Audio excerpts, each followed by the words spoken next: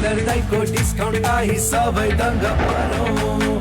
के हो र डिलर दाइ, के दिनुहुन्छ हामीलाई? फन्ड ट्रान्सफरको सेवामा मिल्छ यस्तो मौका, विकली लकी ड्रनी हुने मौकामा झन् चौका। अब फन्ड ट्रान्सफरबाट वार्षिक रिचार्ज गरी बम्पर डिस्काउन्ट र 2 भाग्यशाली ग्राहकहरूलाई 1 लाख नगद उपहार सहित 2 वर्ष रिचार्ज गर्दा लकी ड्रमा डबल मौका पाउनुहोस् र मजाले रमाउनुहोस्। डिश होम, खुसी अन गरौँ। प्यारा भाइ बहिनीहरू, विद्यालय बन्द भएपछि हामी फेरि तपाईहरुको सिकाइका लागि रेडियो कार्यक्रम हाम्रो घर हाम्रो पाठशाला लिएर उपस्थित हुँदैछौं नि। हरेक शुक्रबार बेलुका 6:30 बजेदेखि 7 बजेसम्म CIN मार्फत देशभरिका सामुदायिक रेडियोबाट तपाईहरुले हामीलाई सुन्न सक्नुहुन्छ। हिँड्दै गर्दा निताको खुट्टा झुक्किएर कमिलाको तातीमा टेक्न पुगेछ, अनि त कमिला रिसाएर टोकेको रहेछ। बजारमा भएको त्यो कालो बजारी विश्वभरै फैलेको यो कस्तो महामारी। हे माता तिम्रो चरणमा फूल चढाए माता दीप जलाए। कार्यक्रममा तपाईँ भाइ बहिनीहरूको सहभागिता पोहोरको जस्तै हुनुपर्छ है। हाम्रो स्टुडियोको IVR नम्बर 015260 मा आफ्नो विचार र सृजना रेकर्ड गराउन सक्नुहुनेछ। भाइ बहिनीहरूले रेडियो कार्यक्रम हाम्रो घर हाम्रो पाठशाला CIN र ओल्ड भिजन इन्टरनेशनल नेपालको फेसबुक पेजबाट पनि सुन्न सक्नुहुनेछ।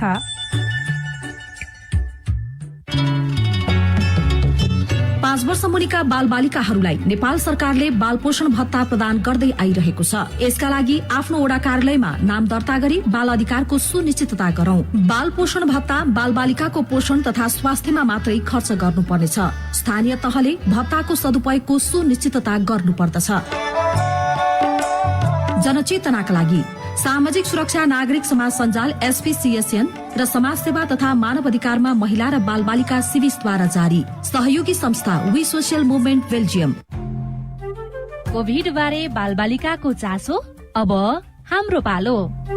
कोभिड बारे जोडिएका थुप्रै बालबालिकाका प्रश्न र सरकारवालाको जवाब सहित हरेक आइतबार साँझ 7:30 बजेको साझा खबरमा प्रस्तुत हुँदैछ हाम्रो पालो।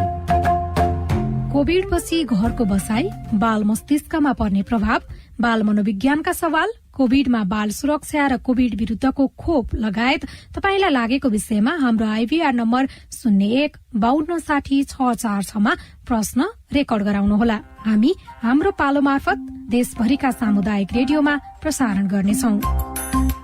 नेपाल सरकार स्वास्थ्य तथा जनसंख्या मन्त्रालय, राष्ट्रिय स्वास्थ्य शिक्षा सूचना तथा संचार केन्द्र, सेभ द चिल्ड्रेन र CIN को प्रस्तुति। बाढी तथा डुबानको क्षति कम गर्न ध्यान दिनुपर्ने कुराहरू। जोखिममा रहेका स्थानका बासिन्दाहरूले अत्यावश्यक कागजात, भिज्न सक्ने सामग्री, खाद्यान्नहरू नडुब्ने र उच्च स्थानमा राख्ने। पानी बग्न अवरोध भएका स्थानमा नाली सफा गर्ने, सडक निर्माणका क्रममा भएका सम्भावित दुर्घटना निम्त्याउन सक्ने खाल्डाखुल्डीहरू पुर्ने वा संकेतको व्यवस्था गर्ने। बाढीको समयका लागि सुरक्षित पिउने पानीको उपलब्धता सुनिश्चित गर्ने। आपतकालीन अवस्थामा सम्पर्कका लागि अत्यावश्यक फोन नम्बरहरू टिपी राख्ने। आफ्नो क्षेत्रको वर्षा एवं बाढी सम्बन्धी सूचना लिनका लागि निशुल्क नम्बर 1155 मा सम्पर्क गरी सूचना लिने। बाढी आइहालेमा सुरक्षित स्थान कुन बाटो भएर जाने, कसले के लिएर जाने लगायतका विषयमा घर परिवारका सबै सदस्यहरू बीच छलफल गरी तयारी गर्ने। यदि तत्काल सुरक्षित स्थानमा जान सक्ने अवस्था नभएमा तत्काल खोज तथा उद्धार कार्यदल वा सुरक्षा निकायमा वा 1149 मा फोन गर्ने। आपतकालीन सूचनाका लागि रेडियो सुन्ने वा अन्य संचार माध्यमहरू नियमित सुन्ने र हेर्ने। विपद बारे चासो राखौं, यसबाट हुने क्षति कम गरौं। वर्ल्ड भिजन इन्टरनेशनल नेपाल र CIN।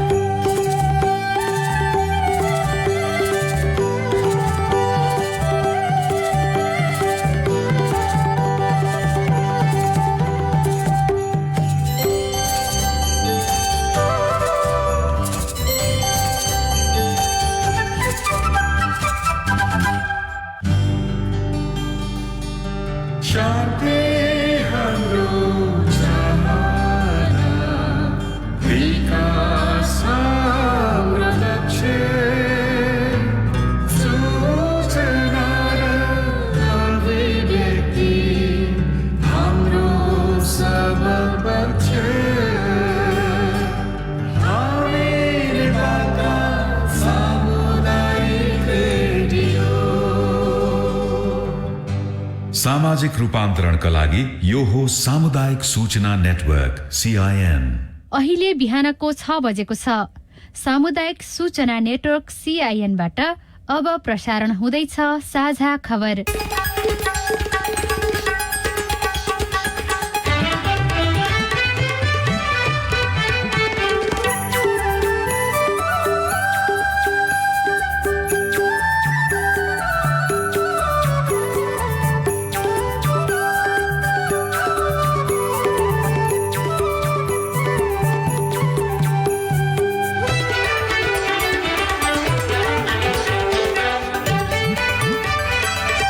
शुभ प्रभात। यो CIN को साझा खबर हो। सीता शर्मासँगै लील प्रकाश चन्दको तपाईलाई स्वागत छ। सामुदायिक रेडियोबाट देशैभरि एकैसाथ प्रसारण भइरहेको साझा खबर CIN खबर.com र मोबाइल एप CIN बाट पनि सुन्न सकिन्छ। आज 2078 साल साउन 7 गते बिहीबार जुलाई 22 तारिक सन् 2021 नेपाल सम्बत 1141 अषाढ शुक्ल पक्षको त्रयोदशी तिथि। साझा खबरमा प्रमुख खबरका शीर्षकहरू। अब धान खेती भित्रै हाँस पालन गर्न सकिने, झापामा परीक्षण गरिँदै स्थानीय तहहरूमा कृषि कार्यक्रम ल्याउने प्रतिस्पर्धा, अर्थतन्त्र पुनरुत्थानको प्याकेज ल्याउने सरकारको तयारी। एमालेका 22 सांसदलाई स्पष्टीकरण माग, कांग्रेसको महाधिवेशन भदौ अन्तिममा गर्न प्रस्ताव, जसपा विवादबारे निर्वाचन आयोगले आज निर्णय गर्ने। मनसुन जन्य सरुवा रोगका कारण वार्षिक 100 भन्दा बढीको मृत्यु, कोरोना संक्रमण दर 12 जिल्लामा उच्च, 74 लाख खोप आउने सुनिश्चित, ललिता निवास जग्गा प्रकरणमा 32 जना अझै फरार। दक्षिण अफ्रिकामा फैलिएको हिंसात्मक परिस्थिति केही सामान्य बन्दै, अमेरिकाद्वारा अफगानिस्तानको राष्ट्रपति भवन नजिक भएको रकेट आक्रमणको निन्दा। र खेलकुदको संघ संगठनमा रहेकाहरूमा दोहोरो पदको लोभ, T20 वरियतामा नेपालका 4 खेलाडी सन् 2032 को ओलम्पिक अस्ट्रेलियामा हुने।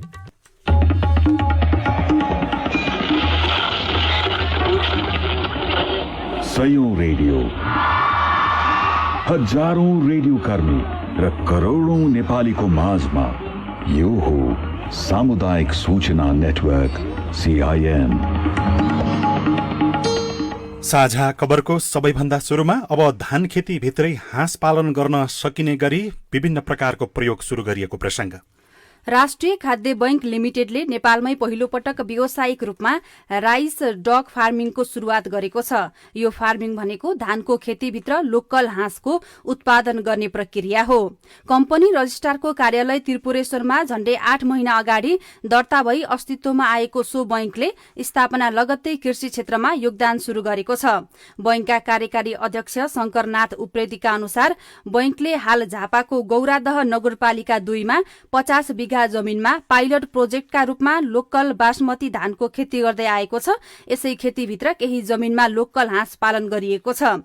यसैगरी सो बैंकले बर्दियाको गुलरिया नगरपालिका 3 खैरीमा करिब 60 बिघा जमिनमा लोकल बासमती धानको खेती शुरू गरेको छ। राइस डग फार्मिङ अन्तर्गत सो बैंकले झण्डै 1 हेक्टर जमिनमा तारजाली बाँधेर 3 साता उमेरको 1000 चल्ला धान खेतीभित्र छाडिएको छ। दिनभर धान खेतीभित्र चरेर बेलुका खोरमा फर्किने यी हाँसले खेतभित्रका किरा फट्याङ्ग्रा तथा हिलो र झार खाने हुँदा धान गोड्ने काम समेत यिनै हाँसबाट हुने बैंकका अध्यक्ष उप्रेतीले बताउनुभयो। स्थानीय तह बनेको 4 वर्ष बित्दै गर्दा जनप्रतिनिधिहरूका बीच भने विकास निर्माण र नागरिक लक्षित कृषिका कार्यक्रम ल्याउने प्रतिस्पर्धा जस्तै देखिएको छ। देखासेकीका कारण कतिपय योजना प्रभावकारी देखिएका छैनन्। विशेष गरी कृषिका कार्यक्रमबाट भने किसानलाई फाइदा पुगेको छ। पर्वतका स्थानीय तहले कृषि तथा पशुपालनमा लाग्ने किसानका लागि आगामी आर्थिक वर्षको बजेटमा गाईलाई सुत्केरी भत्ता दिनेदेखि खसी बोका बेच्दा अनुदान दिने कार्यक्रम समेटेका छन्। बिहादी गाउँपालिकाले किसानको कल्याणकारी कोष, अपाङ्गता भएका किसानको निशुल्क बीमा, गाईलाई सुत्केरी भत्ता दिने लगायतका कार्यक्रम ल्याएको छ। प्रमुख प्रशासकीय अधिकृत ध्रुव दयाल, कृषि क्षेत्रलाई फोकस गरेर विशेषतः जम्मा 3टा कार्यक्रम छन्, जुन एउटा कृषक कल्याणकारी कोष हो र अर्को चाहिँ स्थानीय गाई संरक्षण कार्यक्रम हो र तेस्रो चाहिँ हाम्रो कृषि एम्बुलेन्स। यी 3टा बिल्कुलै हामीले बिहादी गाउँपालिकामा नयाँ कार्यक्रमको रूपमा ल्याएका छौँ। कृषकहरूले जति पनि उत्पादन गर्छन्, कृषकको घर घरमै गएर हामीले ती उपजहरू जम्मै संकलन गर्छौं। जहाँ बजार वालिङ भनौं अथवा बुटल भनौं अथवा जहाँ भए पनि पोखरा भए पनि हामी चाहिँ त्यो कृषक उपज चाहिँ सम्पूर्ण संकलन गरेर बजारमा बेचिदिन्छौं र उनले घर दैलोमै आफ्नो मूल्य पाउँछन्। पयौं गाउँपालिकाले जाँगर भएर पनि जग्गा नभएका युवालाई खेतीपाती गर्ने जग्गा उपलब्ध गराउनेदेखि बाँझो जमिनमा खेतीपाती गर्न प्रेरित गर्ने कार्यक्रम ल्याएको छ। अध्यक्ष खगेन्द्र प्रसाद तिवारी, विदेशीको युवा शक्तिलाई आफ्नै गाउँमा बस्ने वातावरण बनाउन चाहन्छौं र यो कामको लागि गाउँपालिकाले आफ्नो 15 वर्ष योजनामा पनि समावेश गरेको छ। प्रविधि र पुँजीको विकास गर्दै अब आधुनिक कृषि प्रणालीमा जोड दिँदैछौँ। हामीले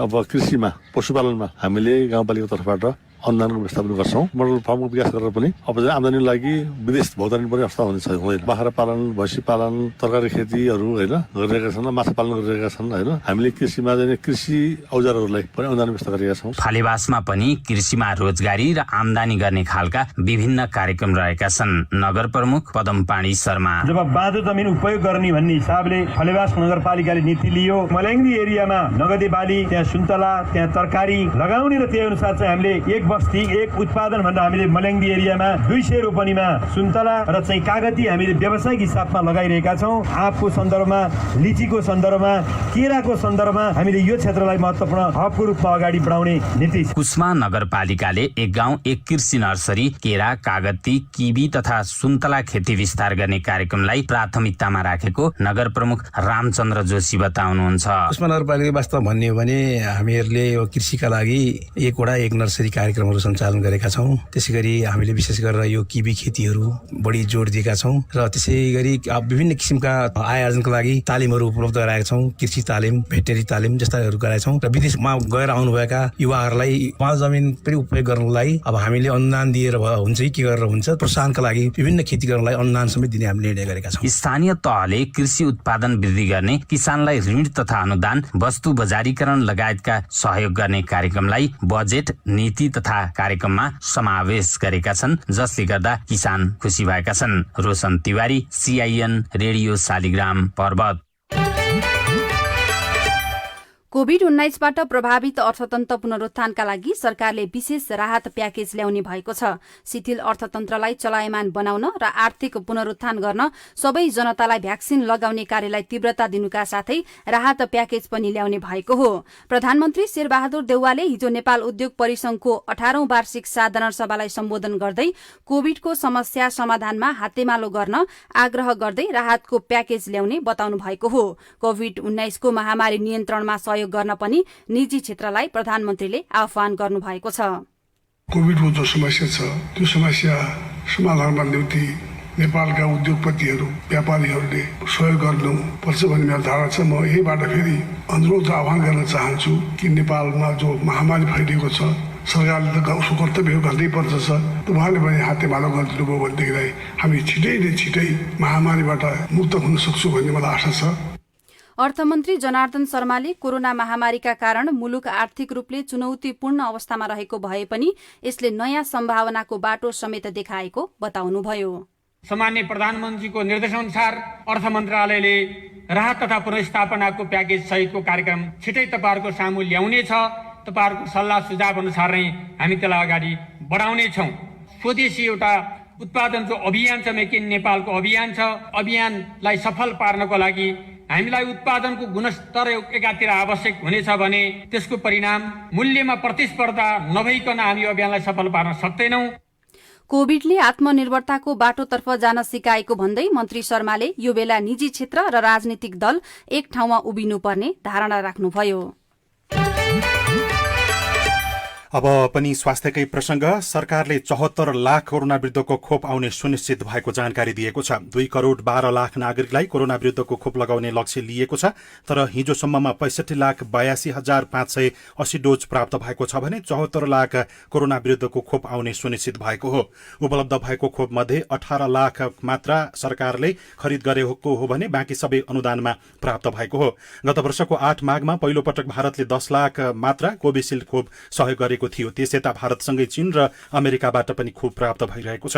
स्वास्थ्य मन्त्रालयका अनुसार अहिलेसम्म भारतबाट अनुदानमा 11 लाख र खरिद गरेको 10 लाख कोभिशिल्ड खोप प्राप्त भइसकेको छ।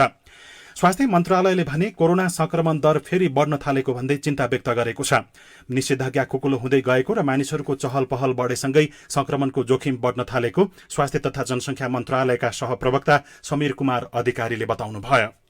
गएको हप्ता 9वटा जिल्लाहरूमा सक्रिय संक्रमितहरूको संख्या 500 भन्दा बढी थियो। तर अहिले पछिल्लो समय यो हप्तामा हामीले हेर्यौं भने 3वटा जिल्ला अझ थप भएका छन् भनेको संक्रमण बढ्दैछ। अहिलेसम्म सरदर नेपालमा कोभिड-19 परीक्षण गरेको मध्ये संक्रमण पुष्टि हुने दर 19.2 देखिन्छ र प्रति 10 लाख मध्ये मृत्यु हुनेहरूको संख्या 323.8 देखिन्छ। साउन लागेदेखि यो बिस्तारै संख्या बढ्दै गएको छ।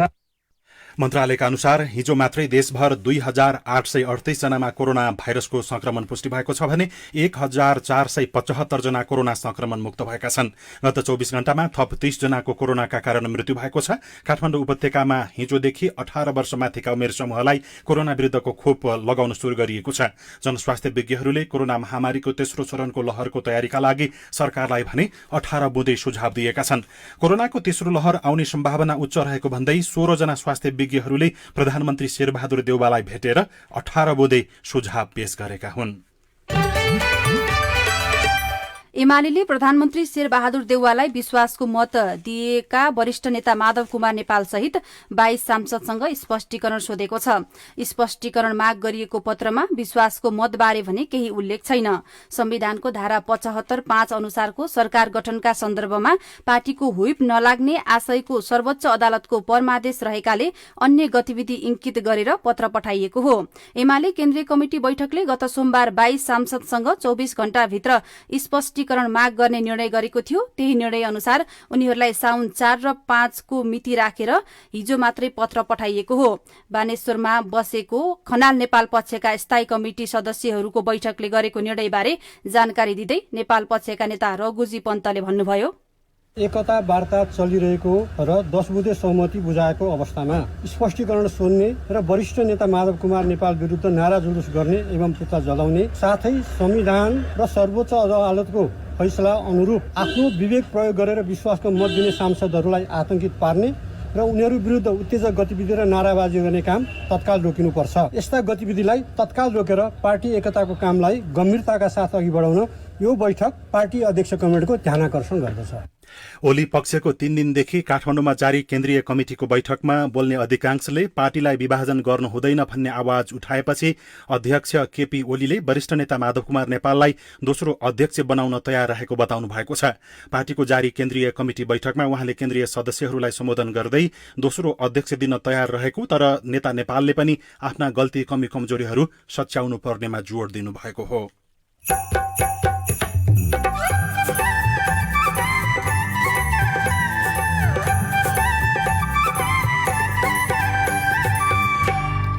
सामुदायिक सूचना नेटवर्क CIN मार्फत देशभरि प्रसारण भइरहेको साझा खबरमा वर्षायाममा लाग्ने रोगबाट बच्न अपनाउनु पर्ने सावधानी, राम्ररी हात धुने, कुनै पनि खानेकुरा हामीले खानुभन्दा अगाडि राम्ररी पखाल्नु पर्यो। कांग्रेसको महाधिवेशन भदौको अन्तिममा गर्न प्रस्ताव, जसपा विवादबारे निर्वाचन आयोगले आज निर्णय गर्ने लगायतका खबर बाँकी नै छन्। CIN को साझा खबर सुन्दै गर्नुहोला। अपनाऊ है सुरक्षा बनी होशियारी, विपद प्रकोपको गर्दै पूर्व तयारी, बाढी पहिरो भूकम्प र आँधी बेहरी गर्छ विनाश गाउँ सहर केही नहेरी, बनौ सजग चेतनशील अपनाई होशियारी, प्रकोपबाट बच्न सुरु गरौँ पूर्व तयारी। कोभिड-19 अर्थात् कोरोना भाइरसको महामारी विरुद्ध लडिरहँदा बाढी, पहिरो, डुबान आदिले निम्त्याउने विपदको पूर्व तयारीमा स्थानीय सरकार र आम समुदाय जुट्नु पर्दछ। आफ्नो समुदायमा आउन सक्ने सबै प्रकारका विपदबाट मानवीय र भौतिक क्षति हुन नदिनका लागि स्थानीय तहसँग मिलेर सबै समुदाय तयारीमा बस्नु पर्दछ। युरोपियन युनियनको आर्थिक सहयोगमा VSO, अकुराब, FSCN र आयोनद्वारा सञ्चालित प्रयास परियोजना। शरीर हुन्छ अङ्ग भङ्ग जसले तेजाब छर्छ, ती व्यक्तिले कानुन दण्ड भोग्नै पर्छ। तेजाब हानि शरीरका संवेदनशील अङ्ग, क्षति नष्ट गरी जसले बाँच्छ अङ्ग भङ्ग। 20 वर्ष जेल 10 लाख क्षतिपूर्ति भर्छ। तेजाब हानि जसले मानवीय क्षति गर्छ, तेजाबको कारणबाट पीडितको ज्यान गए, पीडकालाई हुन्छ ज्यान मारेको सजाय। कसुरदारलाई कारबाही पक्का पक्की हुन्छ, घटना हुन साथै पहिले उजुर गर्नु पर्छ। कसुरदार उनको भने झन् विनाश गर्छ, तेजाब हान्ने अपराधीलाई दण्ड दिनै पर्छ। UN ओडिसीको सहकार्यमा महान्यायाधिवक्ताको कार्यालय।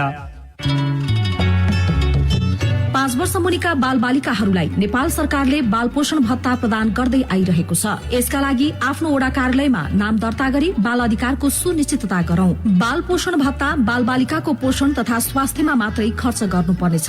स्थानीय तहले भत्ताको सदुपयोगको सुनिश्चितता गर्नुपर्दछ। जनचेतनाका लागि सामाजिक सुरक्षा नागरिक समाज सञ्जाल SPCSN र समाज सेवा तथा मानव अधिकारमा महिला र बालबालिका सिविसद्वारा जारी। सहयोगी संस्था वी सोशल मुभमेन्ट बेल्जियम। सामाजिक रूपान्तरणका लागि यो हो सामुदायिक सूचना नेटवर्क CIN। तपाईँ अहिले देशभरिका सामुदायिक रेडियो CIN खबर.com र मोबाइल एप CIN-बाट एकैसाथ साझा खबर सुन्दै हुनुहुन्छ। अब बाँकी खबर। कोरोना संक्रमणको लहर शुरू भए यता वैदेशिक रोजगारीमा जानेको संख्या 72% घटेको छ।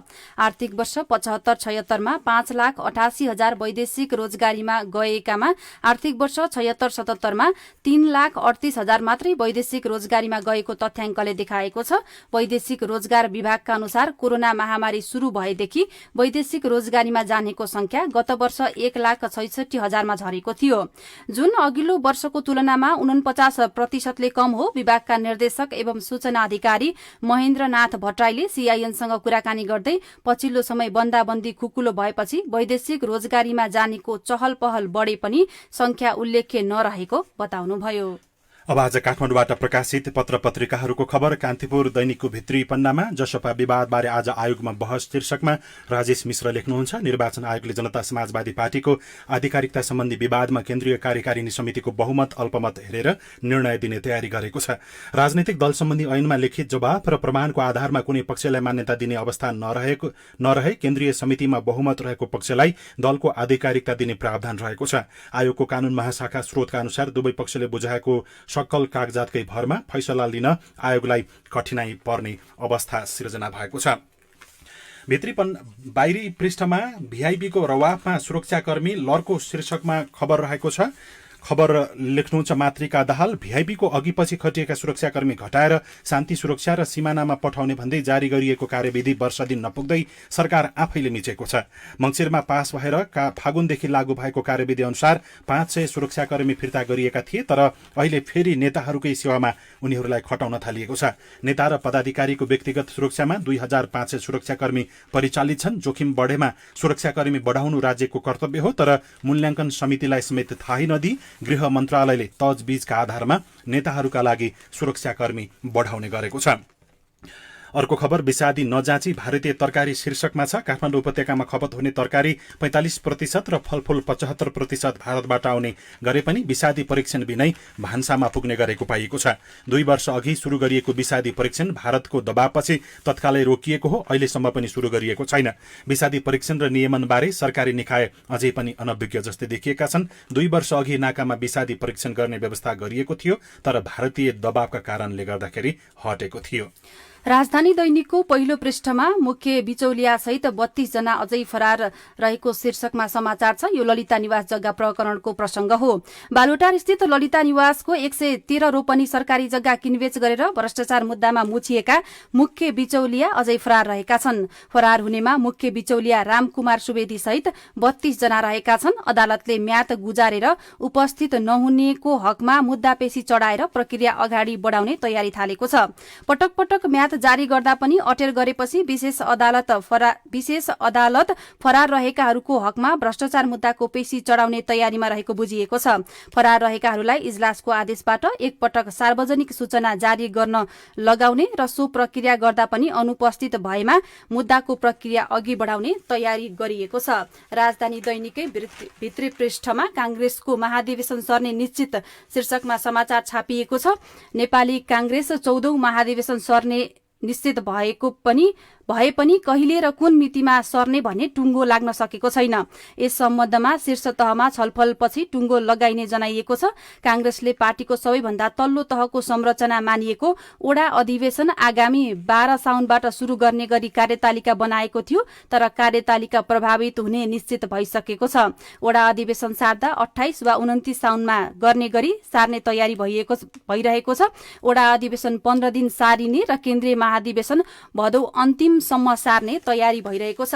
त्यस्तै क्रियाशील सदस्यताको विवादलाई लिएर कांग्रेस नेता अमरेश कुमार सिंहले सांसद पदबाट राजीनामा दिनुभएको छ। पार्टीको क्रियाशील सदस्यताको विवादलाई लिएर कांग्रेस नेता अमरेश सिंहले सांसदबाट राजीनामा दिएको घोषणा गर्नुभएको छ। उहाँले सभापति समेत रहनुभएका प्रधानमन्त्री शेरबहादुर देउवालाई भेटेर हिजो राजीनामा पत्र दिनुभएको हो। नयाँ पत्रिका दैनिकमा 2 करोड 12 लाख नागरिकलाई खोप दिने लक्ष्य शीर्षकमा प्रमुख खबर छापेको छ। अर्को खबर सरकारको न्यूनतम साझा कार्यक्रम बनाउँदै गठबन्धन शीर्षकमा खबर छ। सत्ता गठबन्धनका प्रमुख 2 दल कांग्रेस र माओवादी सरकारको न्यूनतम साझा कार्यक्रमको गृह कार्यमा जुटेका छन्। अनौपचारिक तहमा दोस्रो तहका नेताहरूले साझा कार्यक्रम मस्यौदा बनाउने र शीर्ष नेतृत्वले त्यसलाई अन्तिम रूप दिने तयारी भइरहेको छ। नेकपा माओवादी केन्द्रका प्रवक्ता नारायण काजी श्रेष्ठले सकेसम्म मन्त्री परिषद विस्तार अगाडि न्यूनतम साझा कार्यक्रमलाई अन्तिम रूप दिने तयारी भइरहेको जानकारी दिनुभयो। अनि चट्याङले हरेक वर्ष लिन्छ 100 भन्दा धेरैको ज्यान शीर्षकमा एम बम लेख्नुहुन्छ। 15 असारमा पर्साको पटेरवा सुगौली गाउँपालिकाका रघुवीर यादव र रोशनलाल गदी आफ्ना गाउँले साथीहरूसँग भैँसी चराउन गएको समयमा चट्याङ पर्यो। त्यसमा परेर रघुवीर र रोशनलालको मृत्यु भयो। छैन पूर्वानुमान र त्यसबाट जोगाउन सरकारसँग सामान्य प्रक्षेपण गर्ने प्रविधि समेत नरहेको पाइएको छ। साझा खबरमा अब प्रस्तुत छ हेलो सीआईएन। अछाम जिल्ला रामरसन गाउँपालिका वडा नम्बर 5 रामरसन चौरबाट पदम बोहरा बोल्दैछु।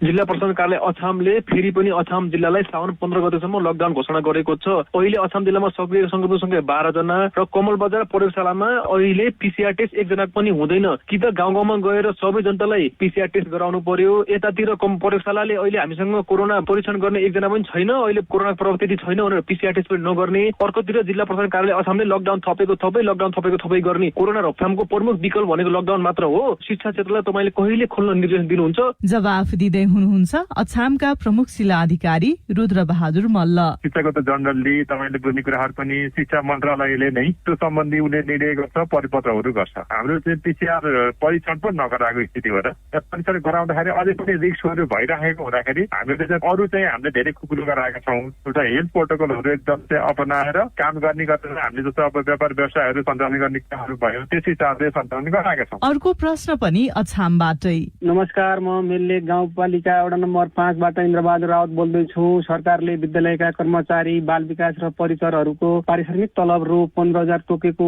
र उक्त रकम मेल्ले गाउँपालिकाले नदिने निर्णय गरेको भन्ने सुन्नमा आएको छ र सरकारले तोकेको न्यूनतम पारिश्रमिक मेल्ले गाउँपालिकाले किन कार्यान्वयन नगरेको हो? यस विषयमा हामीले मेल्लेख गाउँपालिकाका अध्यक्ष लोक बहादुर बोहरालाई सोधेका छौं। मेल्ले गाउँपालिकाको गाउँसभाबाट नै नेपाल सरकारले बाल विकास केन्द्रका र कार्यालय सहयोग गरेको जुन तलब बढाउने वृद्धि गर्ने जो निर्णय गरेको थियो सोही बमोजिम मेल्ले गाउँपालिकाले पनि आर्थिक वर्ष 2078-79 को बजेटमा पनि बजेट विनियोजन गरेको छ। यही जानकारी गराउन चाहन्छु। तपाईँ जुनसुकै बेला हाम्रो टेलिफोन नम्बर 0152 60 646 मा फोन गरेर दिइएको निर्देशन अनुसार आफ्नो विचार, गुनासो, प्रश्न तथा प्रतिक्रिया रेकर्ड गर्न सक्नुहुनेछ। साझा खबरमा अब विदेशको खबर। दक्षिण अफ्रिकामा मचिएको हिंसा र लुटपाटपछि केही दिनदेखि परिस्थिति सामान्य बन्दै गएको त्यहाँका एक मन्त्रीले बताएका छन्। ती मन्त्रीका अनुसार यसअघि हिंसा र लुटपाट भएका दुई प्रान्तमा अहिले सामान्य अवस्था देखिएको छ र यस्ता हिंसाका घटना अझै भइसकेका छैनन्। मन्त्री खुम्बुजो एन्टिसाभहिनीले त्यस्तो लुटपाट हुन नपाएको बताउनु भएको हो। भारतमा कोरोना भाइरसबाट नयाँ 42,015 जना संक्रमित भएको संघीय स्वास्थ्य तथा परिवार कल्याण मन्त्रालयले जानकारी दिएको छ। भारतमा हाल कुल संक्रमितको संख्या 3,12,16,000 भन्दा बढ़ी पुगेको छ। कोरोना भाइरस कोभिड-19 को चौथो वेब देखिएको भनिएको दक्षिण कोरियामा भने कोभिड-19 का अहिलेसम्मकै सबभन्दा धेरै संक्रमित भेटिएका छन्। त्यहाँका अधिकारीले बताए अनुसार कोरोना भाइरसका संक्रमित बढ़िरहेको र गएको 24 घण्टाको तथ्याङ्क हेर्दा कोभिड-19बाट संक्रमित एकै दिनमा अहिलेसम्मकै सबभन्दा धेरै संख्यामा भेटिएको उल्लेख गरिएको छ। र अफगानिस्तानको राजधानी काबुलमा अवस्थित राष्ट्रपति भवन नजिकै भएको रकेट आक्रमणको संयुक्त राज्य अमेरिकाले निन्दा गरेको छ। ईदको प्रार्थना भइरहेको समयमा राष्ट्रपति भवनलाई लक्षित गर्दै आक्रमण भएको थियो। साझा खबरमा अब खेल खबर। प्रतिनिधि सभा सांसद तुलसा थापा नेपाल ओलम्पिक कमिटिका सचिव तथा कबड्डी संघकी अध्यक्ष हुनुहुन्छ। प्रधानमन्त्रीले विश्वासको मत लिने समयमा उहाँ संसद छाडेर टोकियो ओलम्पिकका लागि जापान जानु भएको छ, त्यो पनि जुडो खेलको व्यवस्थापकीय भूमिकामा। विदेश शहरका लागि आफ्नो पदीय मर्यादा समेत बिर्सने यस्ता घटना नेपाली खेलकुदमा नौलो होइन। 2 वर्ष अघि नेपाल ओलम्पिक कमिटिको निर्वाचनमा समीम मिया अन्सारीले सचिव पदमा उम्मेद्वारी दिनुभएको थियो। कुस्ती संघको उपाध्यक्ष रहनुभएका र सरकारबाट राष्ट्रिय मुस्लिम आयोगको अध्यक्ष नियुक्ति पाए पनि उहाँले ओलम्पिक मोहमा आफ्नो पदीय मर्यादा ख्याल गर्नु भएन। बागमती प्रदेश सभामा नेपाली कांग्रेसका सचेतक समेत रहनुभएका राधा घले राष्ट्रिय पारा ओलम्पिक कमिटिकी अध्यक्ष हुनुहुन्छ। उहाँ नेतृत्वको कमिटिले आसन्न टोकियो पारा ओलम्पिकका लागि खेलाड़ीको कोटा माग गर्दै पारा पौडी संघबाट सिफारिश भएको नाम अन्तर्राष्ट्रिय पारा ओलम्पिक कमिटिमा नै पठाइदिएन र राष्ट्रिय खेलकुद परिषदका सदस्य सचिव रमेश कुमार सिलवाल पनि उच्च माध्यमिक विद्यालय सञ्चालकहरूको संस्था हिसानका अध्यक्ष हुनुहुन्छ। जीवन राम श्रेष्ठ काठमाडौँ क्षेत्र नम्बर 8बाट निर्वाचित संघीय सांसद हुनुहुन्छ। उहाँको खेलकुदको विरासत ठूलो छ। 2053 सालमै राखेप सदस्य सचिव बन्नुभएका उहाँ 2065 सालमा त्यही पदमा दोहोर्याउनुभयो। त्यसयता लगातार त्यही पदमा उहाँले दोहोर्याइरहनु भएको छ। संघीय सांसद रहेकै अवस्थामा ओलम्पिकको नेतृत्व लिन कानून तथा बाधक रहँदैन, तर सार्वजनिक पद धारण गरेकाहरूले नैतिकता पनि अवलम्बन गर्नुपर्ने हुन्छ। प्रधानमन्त्री शेरबहादुर देउवाले संसदबाट विश्वासको मत लिने प्रक्रियामा मतदान गरी अध्यक्ष श्रेष्ठ जापान जानु भएको छ। नेपाली खेलकुदमा एकै व्यक्ति असम्बन्धित 2 संस्थाको कार्यकारी नेतृत्वमा रहँदा समय समयमा चरम समस्या आउने गरेको छ। र आईसीसीको T20 वरियतामा नेपालका 4 खेलाड़ी परेका छन्। नयाँ वरियता अनुसार नेपालका युवा खेलाड़ी कुशल भुर्तेल ब्याटिङ वरियतामा कुशल 61औं स्थानमा रहनु भएको छ। नेपालका पूर्व कप्तान पारस खड्का 91औं स्थानमा रहनु भएको छ भने त्यस्तै कप्तान ज्ञानेन्द्र मल्ल 95औं स्थानमा रहनु भएको छ। सन्दीप लामिछाने 79औं स्थानमा रहनु भएको छ र सन् 2032 को ओलम्पिक अस्ट्रेलियामा हुने भएको छ।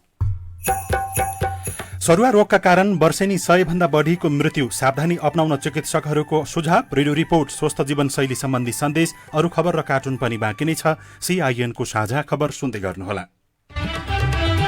तपाईले CIN को साझा खबरका मुख्य शीर्षकहरू नेपाल टेलिकमको सिम भएको मोबाइल नम्बरबाट पटक पटक जुनसुकै बेला निशुल्क सुन्न सक्नुहुन्छ।